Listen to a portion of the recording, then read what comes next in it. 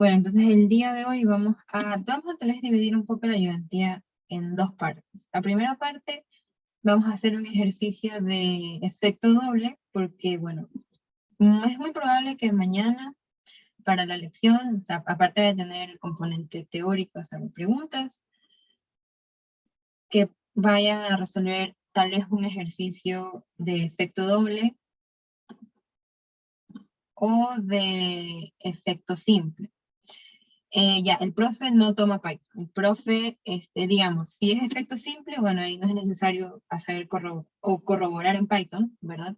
Pero si es efecto doble, el profe solo califica hasta la primera iteración. O sea, es decir, asumiendo que los flujos de vapor son iguales y así hasta obtener el flujo de vapor vivo, o sea, todos los pasos como tal, pero solo, o sea, sin hacer esa corroboración y si luego calcular el porcentaje de error, ya, eso no califica porque igual él sí entiende que eso es un poco ya más complejo. Entonces, el profe lo único que hace es, ya les digo, hasta la primera iteración. Entonces, es muy probable que les ponga un ejercicio de efecto simple, claro, suficiente con hacer la primera iteración, o un ejercicio de efecto doble, que eso es lo que vamos a practicar tal vez en la ayudantía de no, tal vez no propongo un ejercicio de efecto triple, porque yo les digo, eso no van a hacer en la lección y ahorita estamos netamente haciendo un repaso para la lección. ¿Okay? Y bueno, entonces primero vamos a resolver esto y después también voy a dejar un pequeño espacio para responder dudas que ustedes tengan con respecto obviamente al tema. Listo, entonces bueno, este es un ejercicio que tal vez en la ayudantía pasada expliqué, pero súper breve. Entonces, ahorita ya la vamos a resolver, pero ya de la forma manual. Entonces tenemos un evaporador de doble efecto. Dice que es usado para concentrar 4.510 kilogramos de una solución de azúcar del 10 al 50%. La alimentación ingresa al segundo efecto. Ok, aquí, digamos, en este ejercicio como tal, no nos dice de manera explícita que es alimentación inversa, sino que nos dice, bueno, la alimentación ingresa al segundo efecto. Si ya la alimentación ingresa en el segundo efecto y tenemos un evaporador solo de dos efectos, entonces eso ya me da a mí a entender de que es un efecto, de que es alimentación inversa. Si en este caso la alimentación entrara por el primer efecto, sería alimentación directa. ¿Ok? Entonces, bueno, entra por el segundo efecto a 30 grados centígrados, tenemos vapor saturado a 115.6 grados centígrados, que entra el primer efecto. Y el vapor de este es utilizado para calentar el segundo efecto. Bueno, la presión absoluta del segundo efecto es de 13.60 kilopascales, los coeficientes son 2.271 y 1.706 respectivamente. Las áreas de calentamiento de ambos efectos son iguales. O sea, en este caso, digamos, si estuviéramos en la parte de iteración, sí tendríamos que iterar hasta que el porcentaje de error del área sea menor al 10%. Pero en este caso, ya les digo, solo vamos a hacer una iteración, así que el área va a ser el área que salga. Aquí en este caso sí tenemos que considerar la elevación del punto de ebullición, nos dan una ecuación para calcularla, siendo X la fracción de azúcar en la solución. Y también nos dan una expresión para el calor específico. Y que nos piden calcular el área y el consumo de vapor. Entonces, vamos a resolver siguiendo tal vez los pasos que hemos venido haciendo. Entonces, el paso 1,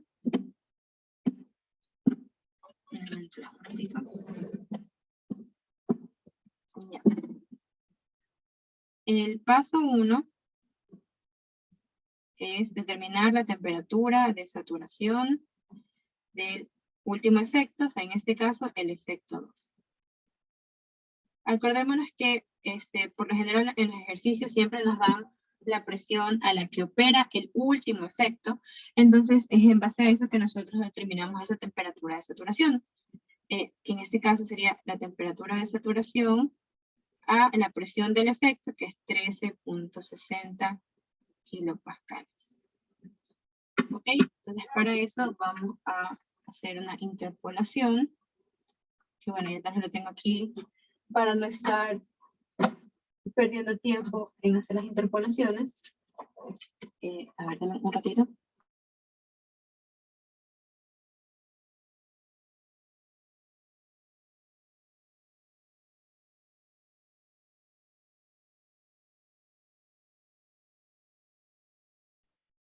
Ok. Entonces aquí, como dice aquí, vamos a calcular la temperatura de saturación del último efecto. Entonces, si la presión es de 13.6, obviamente tendremos que interpolar entre 10 y 15. Entonces aquí la temperatura de saturación del primer efecto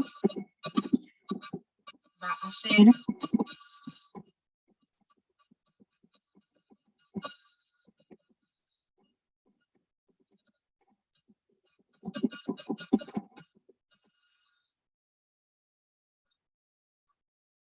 51.68.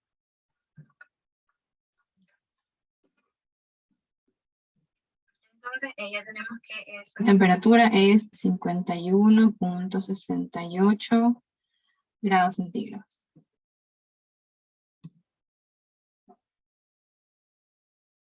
Okay. El paso 2 es resolver el balance de materia. Entonces, en este caso, siempre tal vez primero comenzamos con, aquí, bueno, se resuelve el balance de materia con la suposición de que en los efectos se produce la misma cantidad de vapor. Es decir, que M4 es igual a M3. ¿Ok? Entonces primero hacemos lo que es el balance para el soluto. Balance soluto. Soluto. Aquí sería M1, X1 igual M6, X6. Porque ya tenemos M1, X1 y X6. Entonces con esto determinaríamos M6. Entonces M6 va a ser igual a M1, X1 sobre X6. Y esto va a ser igual a 902 kilogramos por hora. Simplemente sería 4.510 por 0.1 dividido para 0.5. ¿Ok? Entonces ahí ya tenemos M6. Ahora hacemos el balance global. En el balance global tenemos esto con respecto tal vez solo a lo que es la solución.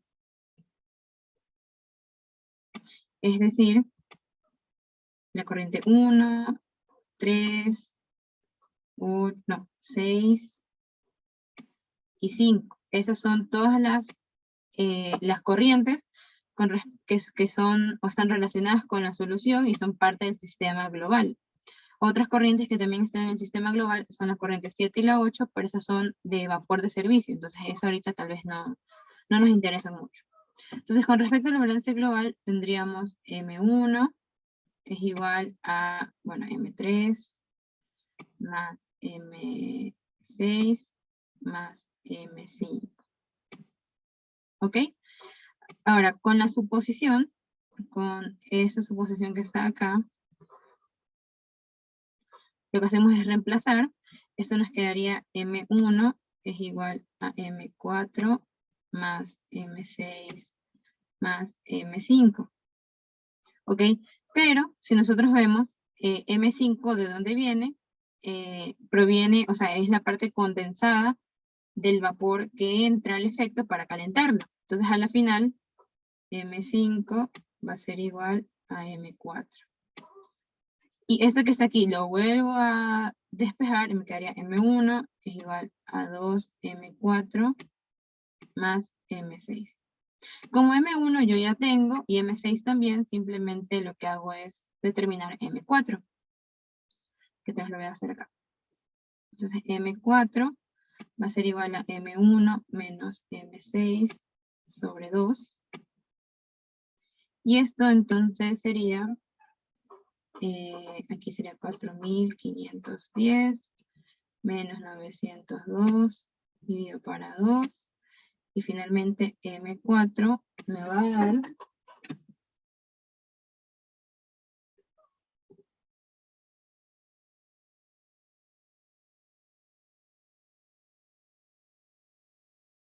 1804 kilogramos por hora. ¿Ok? Entonces ya tendríamos M4 y bajo las suposiciones que ya habíamos indicado, entonces esto va a ser igual a M5 y esto va a ser igual a M3. ¿Ok? Entonces tal vez como para tener un poquito ordenados nuestros datos.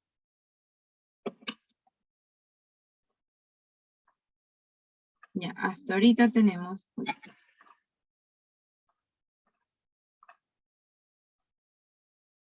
Tenemos que M1 es 4.510, que M2 es...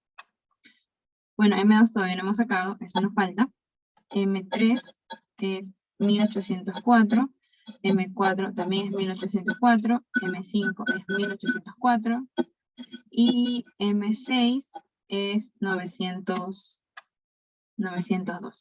Eso es lo que tenemos hasta ahora.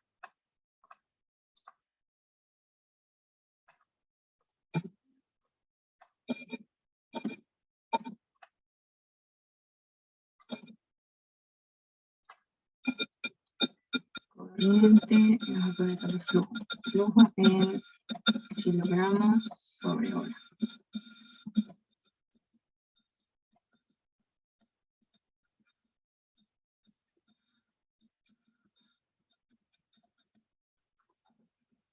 Ok, entonces nos faltaría determinar para la corriente 2 y eso lo hacemos con el balance del soluto en el efecto 2. Ok, en el efecto 2, entonces simplemente sería M1 es igual a M2 más M3. Okay, M1 es igual a M2 más M3. Entonces, como ya tenemos M1 y M3, finalmente M2 sería M1 menos M3, o 4.510 menos 1.804, y entonces M2 sería 2.706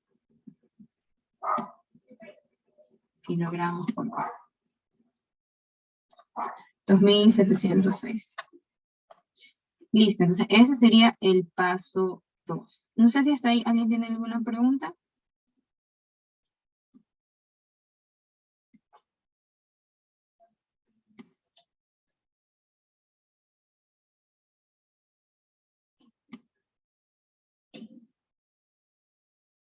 Bueno, creo que no. Entonces, el tercer paso es calcular el aumento del punto de ebullición.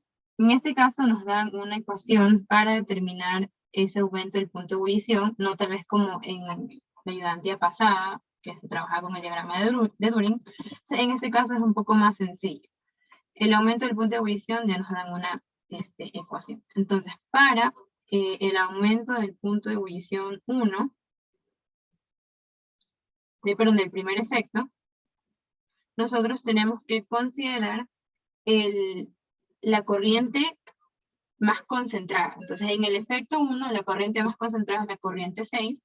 Entonces, el X que se va a utilizar es el X6. En este caso, entonces sería 1.78 X6 más 6.22 X6 al cuadrado. Es decir, 1.78, 0.5 más 6.22, 0.5 al cuadrado. Y entonces aquí el aumento del punto de ebullición me va a salir 2.45 grados centígrados. Me faltaría entonces el aumento del punto de ebullición para el segundo efecto. Y en este caso sería que necesito la concentración de la segunda corriente, o sea, la que está saliendo o el producto concentrado del segundo efecto. Y para eso primero tendría que determinar esa composición. Entonces simplemente lo que hago es un balance para el soluto. Balance soluto, que sería M1 X1 igual M2 X2. Como ya tengo M1, X1 y M2, simplemente saco X2. X2 va a ser igual a 4510, 0.1, dividido para 2706. 2706. Y esto me va a dar 0.167. Ok, entonces ahora sí, yo utilizo esta concentración, o sea, bueno, perdón, composición, para determinar el aumento del punto de ebullición en el segundo efecto. Sería aquí 0.167 más 6.22, 0.167 al cuadrado. Y esto me va a dar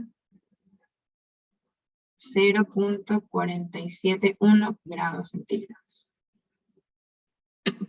Ok, eso tal vez, todos estos resultados los voy a poner en una tablita. O sea, para poder ir separando. Aumento del punto de ebullición.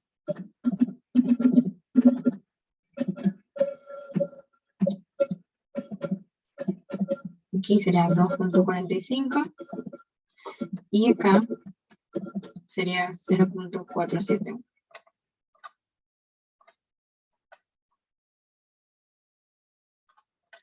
Listo, hasta ahí. ¿Nadie tiene ninguna pregunta?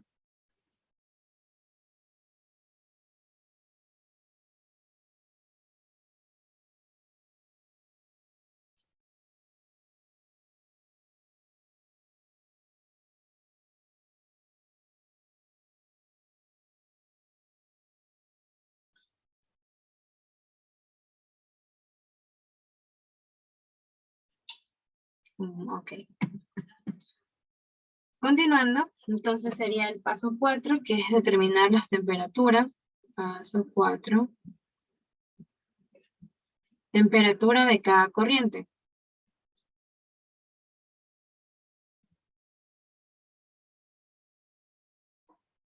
¿Ok? Entonces, sabemos que la temperatura 3 y 2 corresponde a la temperatura real de ebullición en este efecto. Y que esa temperatura real de ebullición sería, digamos, la temperatura 2, que va a ser igual a la temperatura 3. Esto va a ser igual a la temperatura de saturación del segundo efecto más el aumento del punto de ebullición del segundo efecto. Esto quiere decir 51.68 grados centígrados más el aumento del segundo efecto, que es 0.471. Y con esto, entonces, la temperatura va a ser de 52.151 grados centígrados. Eso va a ser la temperatura 2 y 3.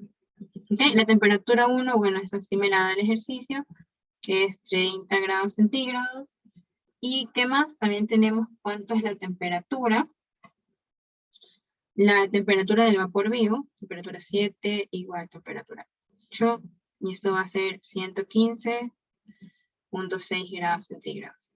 Entonces, si se dan cuenta, hasta ahora, vamos a ver esto mismo. Vamos a ponerlo por acá. Hasta ahora, yo voy a tener, a ver, temperatura.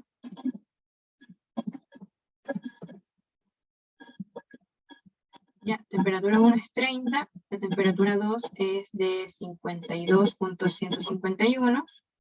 Esto va a ser lo mismo a la temperatura 3. La temperatura 4 no la tengo, la temperatura 5 tampoco la tengo, la temperatura 6 tampoco la tengo. La temperatura 7, esta sí, sería 115.6. Y 8 sería también 115.6. Temperatura real de ebullición es porque consideras el aumento del punto de ebullición. Claro, todo esto que está aquí es la temperatura real de la solución.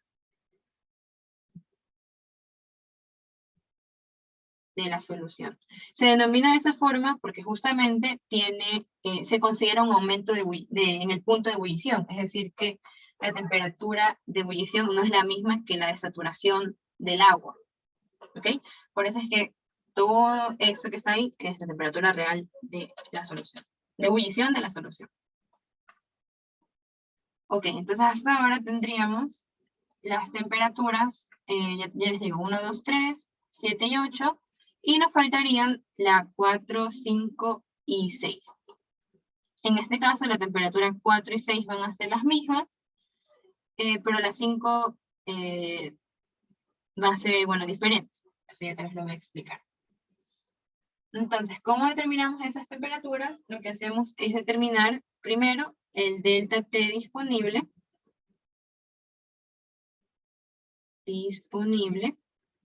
En este caso es la temperatura del vapor de servicio menos la temperatura de saturación del último efecto, en este caso el segundo efecto, menos la sumatoria del aumento del punto de ebullición. ¿Ok? Entonces el vapor de servicio, ¿cuánto es esa temperatura? Es 115.6. ¿Cuánto es la temperatura de saturación del último efecto? Es 51.68. Y aquí sería simplemente sumar estos valores que tenemos acá. 2.45,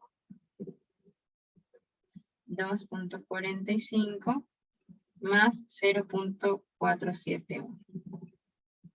Y esto me va a dar un total de 60.999 grados centígrados. Ahora, ¿para qué me sirve determinar esta temperatura disponible? Con esto yo puedo determinar cuánto es el delta T del primer efecto, así también como cuánto es el delta T del segundo efecto. Pero tal vez del segundo efecto no me serviría, por así decirlo mucho, porque ya tengo las temperaturas de todo este efecto. Ya tengo, bueno, con respecto a la 2, 3 y 1. ¿Ok? Pero para el primer efecto no tengo casi ninguna temperatura. Entonces eso es lo que yo voy a determinar. En este caso, ¿qué ecuación es la que se utiliza? La que es 1 sobre el coeficiente global de transferencia por el delta T disponible sobre 1 sobre U1 más 1 sobre U2. ¿Ok? En este caso sería 1 sobre 2271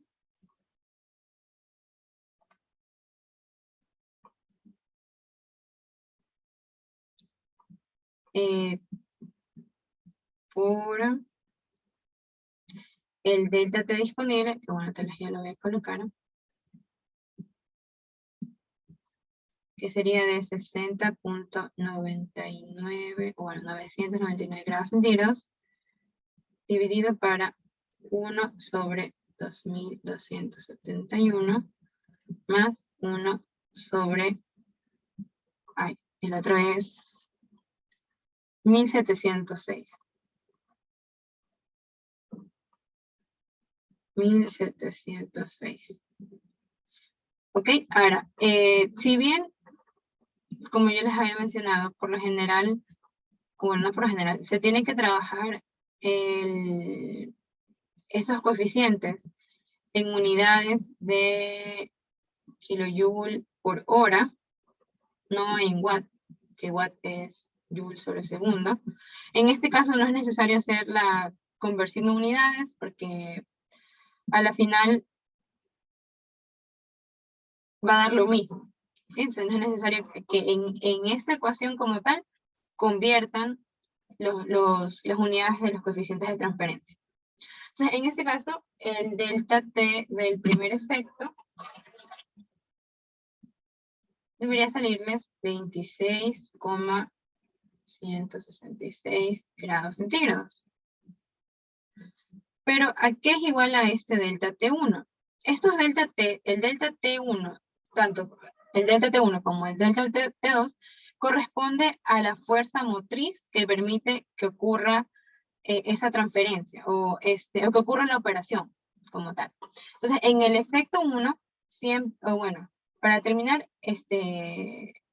cada delta T, o sea, la fuerza motriz, entonces lo voy a poner así, no para el delta T1, sino para la fuerza motriz del efecto, va a ser la temperatura del vapor de servicio menos la temperatura real de ebullición de la solución.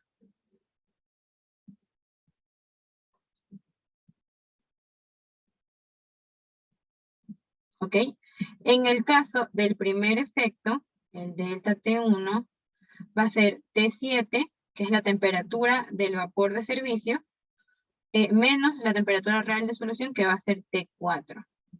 O puede ser T7 menos T6, porque a la final la corriente 4 y 6 tiene la misma temperatura. Si cualquiera de las dos es correcta. Para, digamos, tal vez el caso, para dejarlo también aquí explicado, para el caso del segundo efecto, su temperatura, su delta T, va a ser igual a T4. ¿Ok? T4, ¿por qué? Porque ese es el vapor que se utiliza aquí como servicio, menos T3 o T2, porque nuevamente estas corrientes tienen la misma temperatura. ¿Ok? Pero bueno, en este caso T4 y T3 yo ya tengo, entonces, como les decía, esto tal vez no, bueno, perdón, T4 no tengo, pero en este caso voy a trabajar con este delta T1. Entonces, delta T1, que ya tenía, vamos a poner así, 26.166 grados centígrados, es igual a 115.6 grados centígrados menos T4. Entonces de aquí yo despejo cuánto es T4. T4 es igual a 89.43 grados centígrados. ¿Ok? Y como había mencionado, T4 va a ser igual a T6. Entonces hasta ahí yo ya tengo, aquí mi tablita, vamos a bajarla.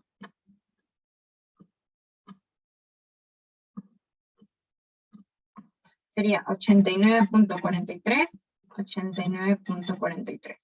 Entonces simplemente aquí me va a faltar cuánto es la, perdón, acá, 89.43. Me faltaría simplemente determinar cuánto es esa temperatura 5. Ok, entonces en este caso, ¿por qué mi temperatura 4 no es igual a la temperatura 5?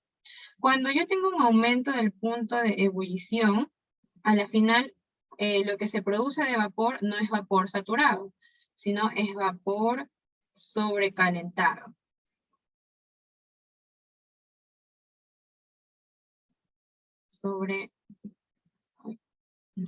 Sobrecalentado.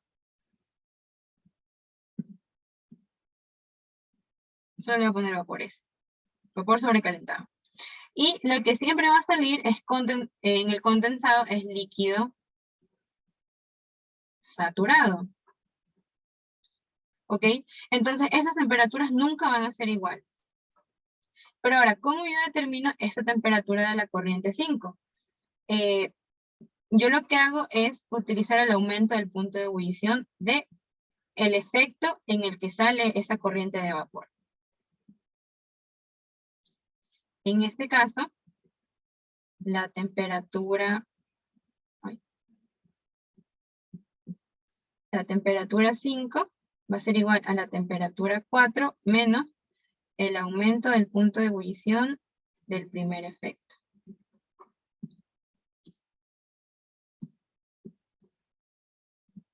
Entonces, esto va a ser igual a 86.98 grados centígrados. Y como entonces esa temperatura, o a esa temperatura yo tengo el líquido saturado, eso quiere decir que esta es la temperatura de saturación del primer efecto. ¿Ok? No sé si hasta ahí alguien tiene alguna pregunta.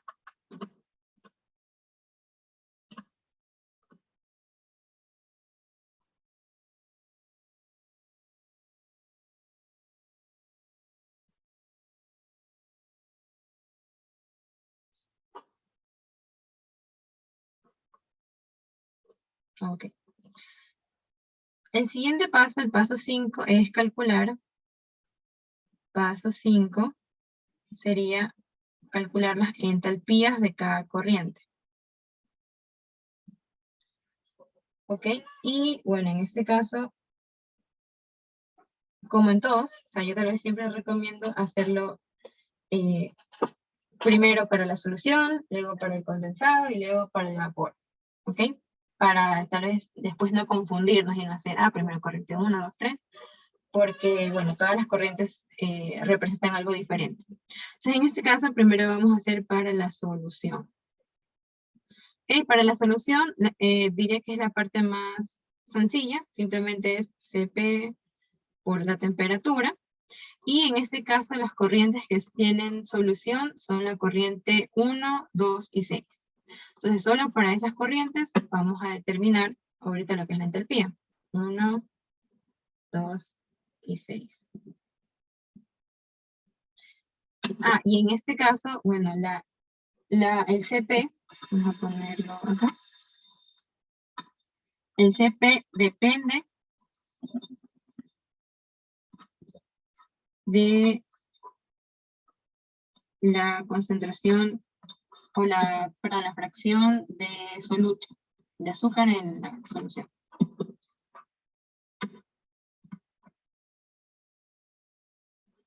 Aquí más lo voy a poner. Listo.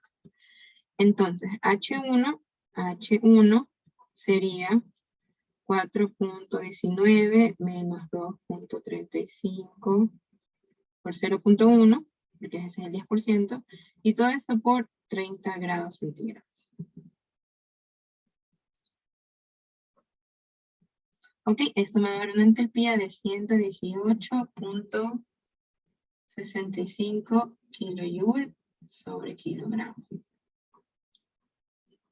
H2, en cambio, sería 4.19 menos 2.35 por 0,167 por la temperatura 2, que es 52.151.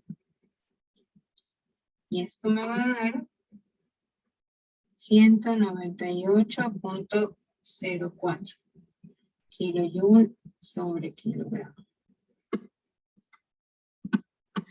Y por último, H6 sería 4.19 menos 2.35, 0.5 por la temperatura 6. Esta temperatura 6 es 89.43.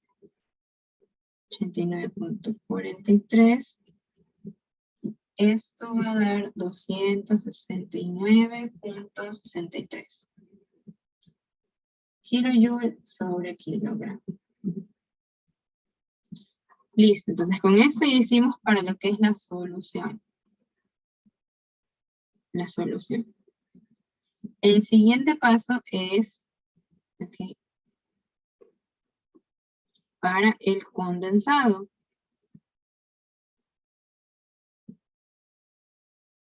Para determinar el condensado, como les había dicho, es líquido saturado, entonces sería H, o sea, la entalpía del líquido saturado a la temperatura de la corriente.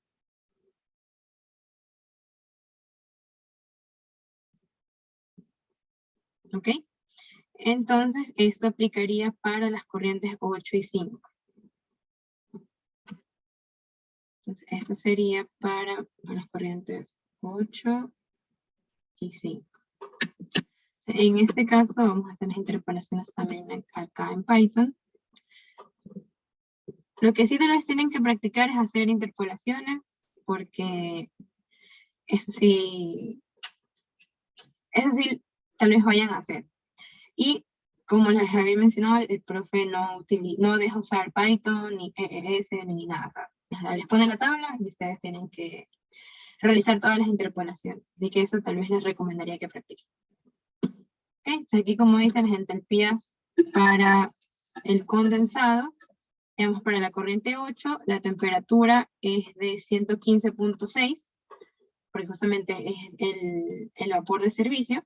Entonces, obviamente tendríamos que interpolar entre 115 y 120. Entonces, en este caso, H8 va a ser igual a interpolación 115.6 prim H8. Listo, nos vamos a hacer la corriente 5. En este caso, la corriente 5 es 86.98. Entonces, obviamente, la interpolación tendría que estar entre 85 y 90.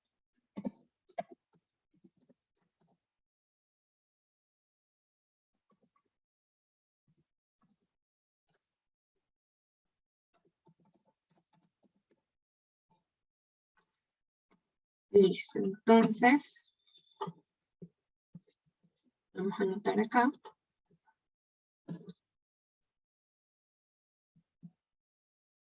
H8 es 485.1364 kilojoules sobre kilogramo.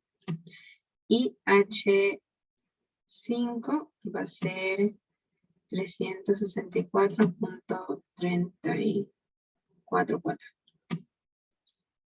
kilojoules sobre kilogramo. Ok.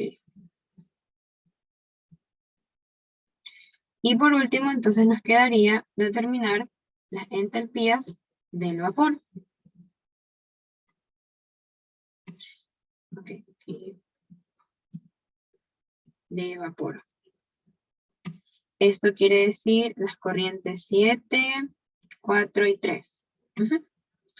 Ahora, aquí tenemos tal vez dos casos. Entonces, el primer caso es la corriente 7. Vamos a poner aquí corriente 7. Corriente 7. Esa corriente es directamente vapor saturado.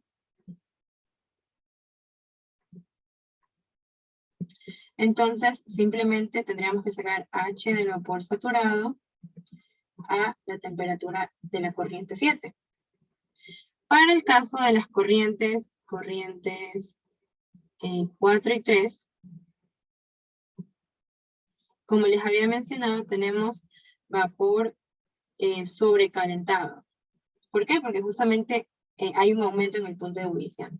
Entonces, en este caso, lo que se hace es, se determina el H de vapor saturado a la temperatura de saturación del efecto y se le suma el CP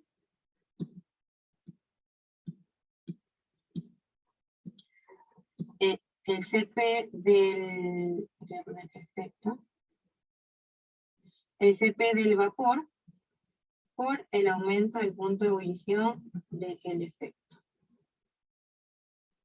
Okay, este CP es 1.884 kilojoule sobre kilogramo grados centígrados. ¿Ok? Entonces, digamos, H, vamos a poner aquí H7. Bueno, eso es simplemente vapor saturado, pero digamos, H4 vendría a ser H del vapor saturado a la temperatura de saturación, pero ¿de qué efecto? Tiene que ser del efecto en el que se produce, es decir, en el efecto 1. Del efecto 1 más el CP del vapor por el aumento del punto de ebullición del primer efecto. Y entonces H3 sería prácticamente lo mismo, pero para las condiciones del segundo efecto.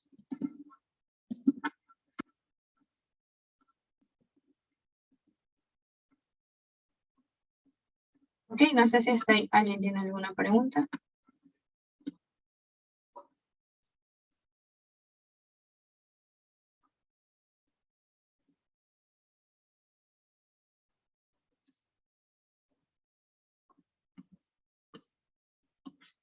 Ok, entonces la corriente 7 también está a 115.6. Entonces H7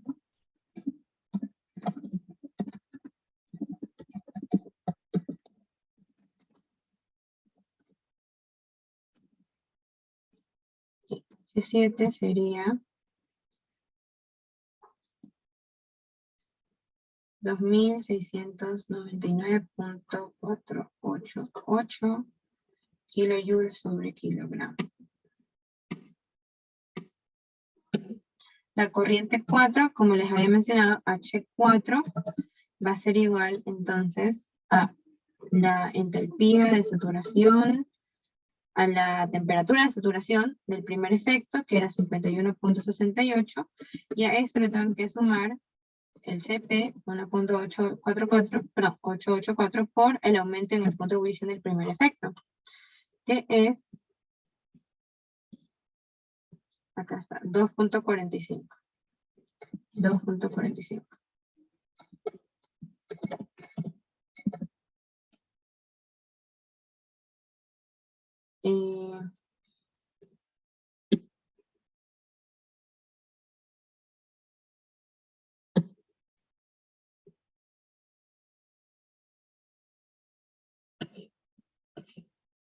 Ok, aquí creo que es para la corriente 5. Para la corriente 6.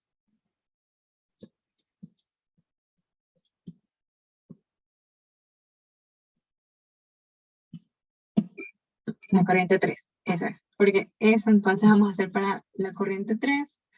La temperatura de saturación del segundo efecto era, ¿dónde está? Ahí está, 86.98. Ese sería 86.98. Y aquí, bueno, el aumento del punto de ebullición sería el del segundo efecto. Sería 0.471. H3, H3. ¿Ok? Entonces, para la corriente 3, sería entonces 2000, acá vamos a poner, 2655.53 kilojoule sobre kilogramo. Y por último, faltaría la corriente 4.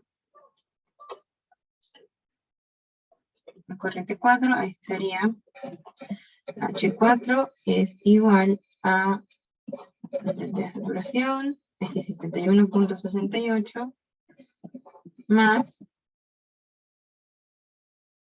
el 1.884 por el aumento del punto de ebullición en el primer efecto, 2.45.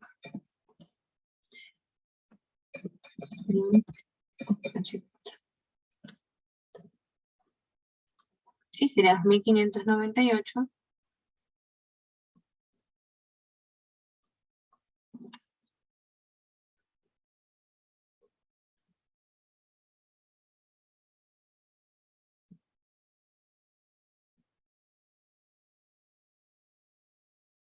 Ok, no sé chicos si alguien tiene alguna pregunta.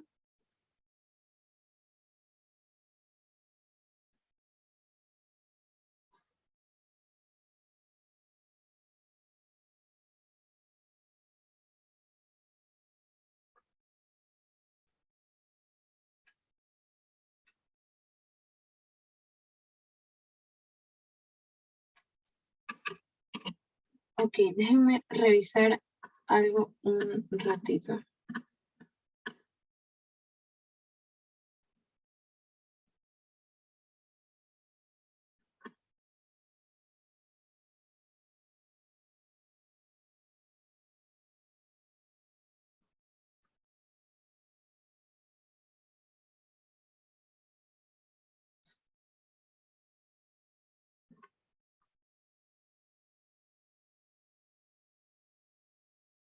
No, aquí está bien, era para la corriente 4. Okay, ajá, la temperatura de saturación es esta y el aumento del punto de ebullición es, aquí sí es 2.45.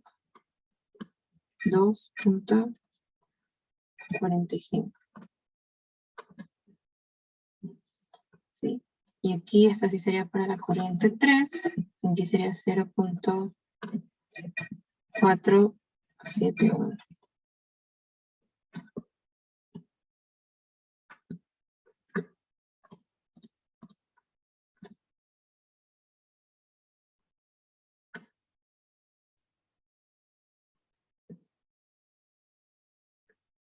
Aquí sería corriente 3.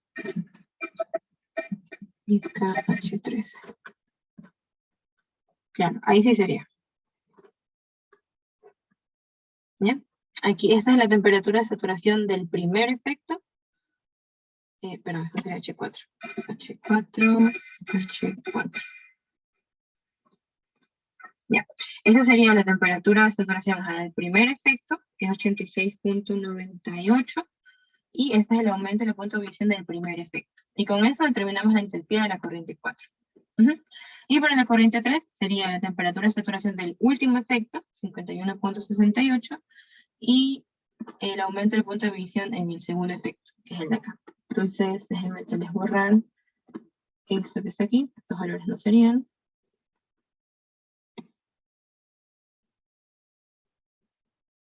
Okay. Entonces, H4 sería 2659.263.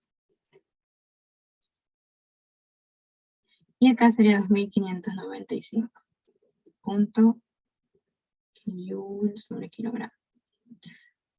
Listo, entonces ya con esto simplemente lo que hacemos es ir al paso 6. Paso 6. Que es determinar cuánta es la masa de vapor de servicio. ¿Y cómo se lo determina? Simplemente con un balance de energía para el primer efecto. Esto quiere decir, vamos a hacerle una captura para no estar a cada rato subiendo.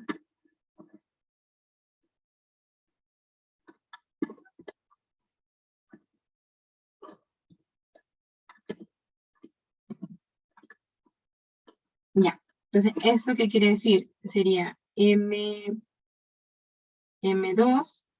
por H2 más M7 por H7. Esto va a ser igual a M4, H4 por, más M6 por H6.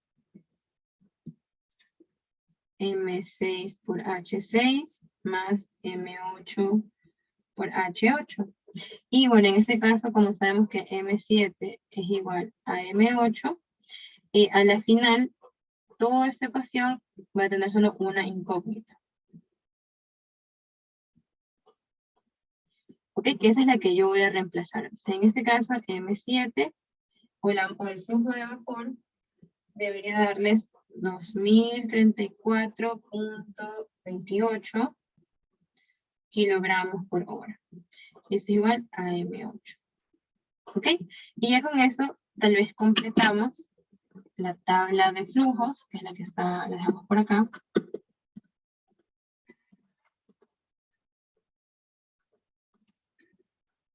Que sería corriente 7, 2034.28 y corriente 8, 2034.28.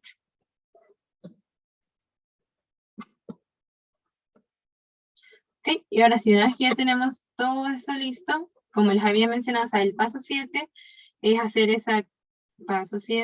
hacer lo de la corroboración o verificación, ahora vamos a ponerla así, verificación de que el porcentaje de error sea menor al 5%.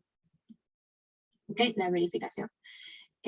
Para que los flujos básicos sean menor al 5%. Y esto aquí lo que se hace es resolver un balance de materia y energía de manera simultánea. Ok, en la lección este paso no se lo va a hacer. Ya simplemente con hasta el paso 6, ustedes ya comienzan a, digamos, resolver. Lo primero que piden es el área. Y lo segundo que piden es el flujo de vapor. Vapor de servicio.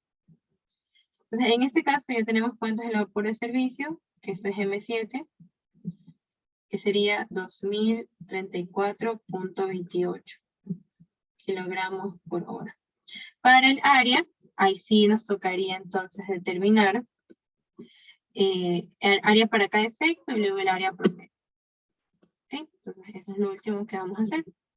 Sería área del primer efecto, sería U1, que ahora sí tenemos que hacerle el cambio de unidades, a multiplicarlo por 3.6 para que sean unidades de kilojoule por hora, específicamente porque estamos trabajando en esas unidades. Sería aquí M7 H7 menos M8 H8 sobre U1 por el delta T1. ¿Ok? Entonces, esto que está aquí, todos son tales variables que ya tenemos, que ya resolvimos o que nos dio el ejercicio. Y en este caso, te les voy a poner solo la respuesta, por factor tiempo. Sería 21.05 metros cuadrados. El área del segundo efecto sería M4 H4 menos M5 H5 dividido para U2 sobre el delta T2. Este delta T2 ya lo expliqué anteriormente cómo se determina. En cambio, eso debería salirles 18.02 metros cuadrados. Entonces, en base a estas dos áreas, se saca un área promedio. Área promedio. Simplemente sumo las dos, divido para 2 y sale 19.57 metros cuadrados. Okay, si ustedes sacan el error de la primera área, que sería el área del primer efecto menos el área promedio sobre el área promedio por 100. Esto es bueno, valor absoluto. O bueno, matemáticamente es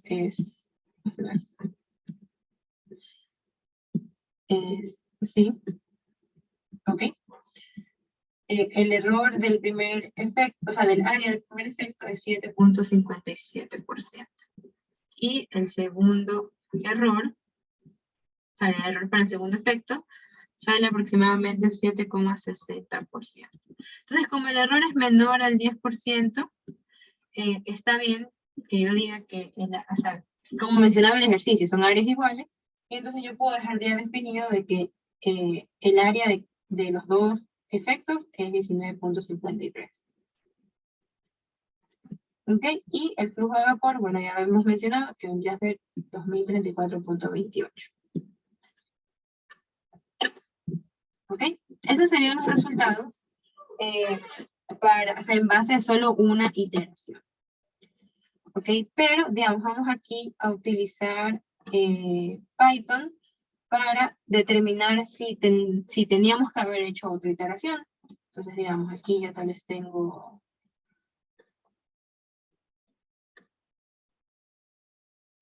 las ecuaciones, aquí ya lo resolvió. Entonces vamos a poner aquí y inicial. Array.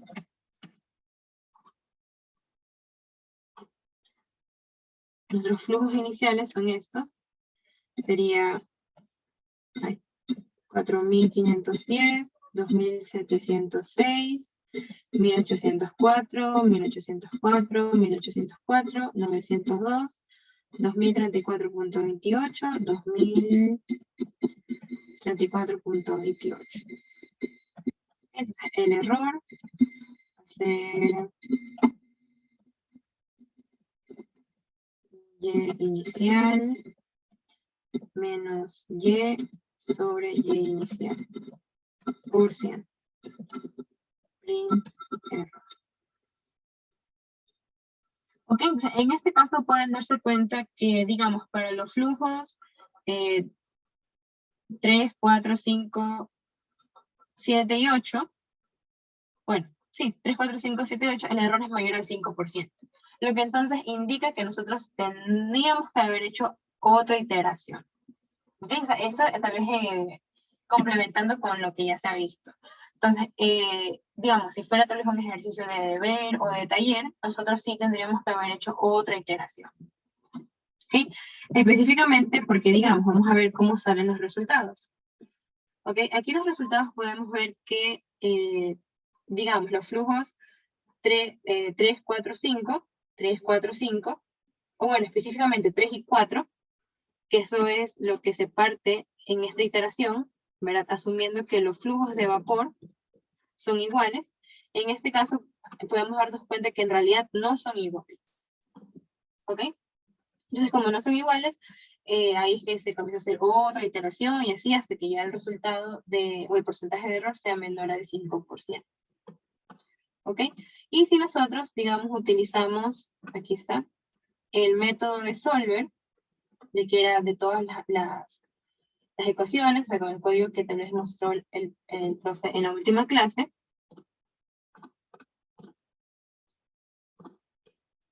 ¿Ok? Podemos ver que estos serían los valores que deberían haber salido. Veamos. Y que tal vez con una iteración nos pueden salir. Con respecto a flujos, ¿dónde están los flujos? Acá está. Ok, entonces, a ver, primero, fracciones molares, al corregir, o sea, al hacer más iteraciones, a la final se corrige y llega a una fracción de 0.16. La fracción que ahorita estamos utilizando es de 0.167. Entonces, ahí sí vemos que hay una pequeña variación.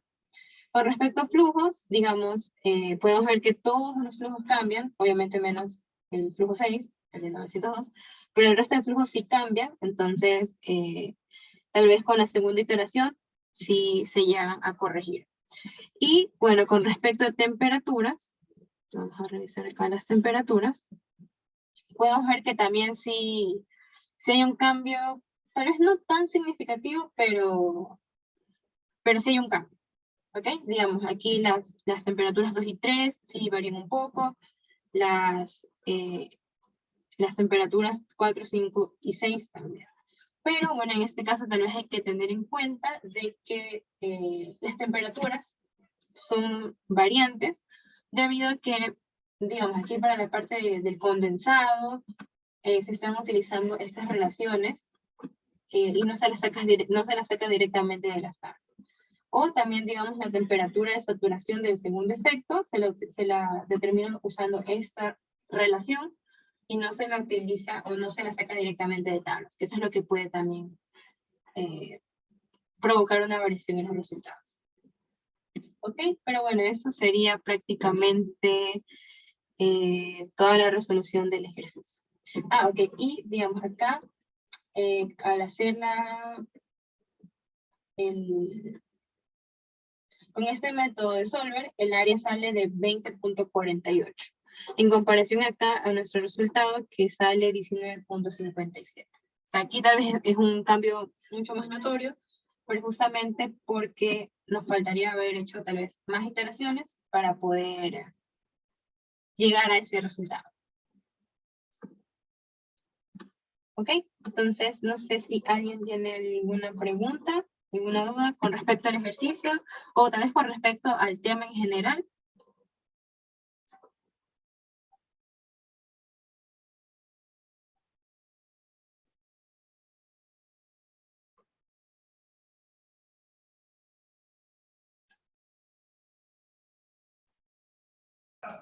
Bueno, yo sí tengo una duda, o sea, pero que vengo creo que arrastrando desde que vimos Termo. ¿Ok? Los CPs, por ejemplo, en el ejercicio 3 de la tarea, el CP me lo dan ya a base de una relación, una formulita con respecto a las concentraciones. Y Como aquí. esta está en, sí, sí, sí, pero está en unidades de kilojoules sobre kilogramos por Kelvin. Ujú. Y yo te pregunto aquí también se puede asumir que, o sea, se puede cambiar ese Kelvin a grados centígrados sin importar, o sea, el cambio de unidades, o sea, de este factor de cambio. Ah, ok. Eso que está ahí, por así decirlo, es equivalente. Creo que Es ajá. equivalente. Ajá. Y con respecto a las transferencias, a los coeficientes de transferencia de calor, ¿pasa lo mismo? Que podría asumirse que Kelvin y grado centígrado es equivalente. Claro, siempre que digamos tú tengas tal vez algo que sea 1 sobre Kelvin, eso va a ser igual a 1 sobre grados centígrados. O sea, digamos, si tú tienes un CP en unidades de kilojoule sobre kilogramo Kelvin, va a ser el mismo valor en kilojoule sobre kilogramo grados centígrados. Y justamente, como tú dices, en los coeficientes, eso es watt metro cuadrado grados centígrados, y lo mismo voy a tener, o el mismo valor va a ser watt metro cuadrado grado Kelvin. Ok, listo, Alejandro. Sí, estaba en esa duda porque resulta que ayer estaba resolviendo este ejercicio y utilicé todo en Kelvin, pero me salían áreas negativas. Pero ya pasé toda sentido y ya como que sí se arregló esto. Eso. Ah, ok. Sí, sería todo. Ya listo, vale. Gracias. ¿Listo? No sé si alguien más tiene alguna pregunta. Oye, ahorita es el momento, mañana es la lección.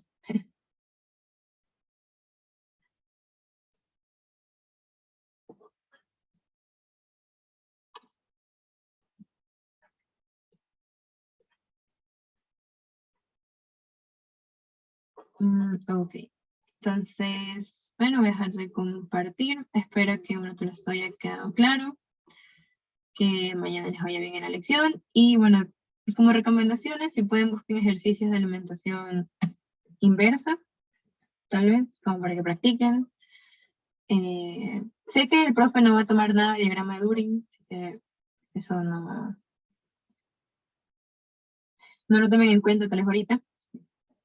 Y con respecto a teoría, tal vez les recomendaría que estudien o repasen tal vez tipos de evaporadores, ¿ya? Porque el profe sí tal vez es bastante, con sus preguntas las hace muy aplicativas. Entonces, enfóquense más en eso, en tipos de evaporadores, y bueno, todo lo que les haya dado. Y listo, eso creo que sería todo por la clase de hoy.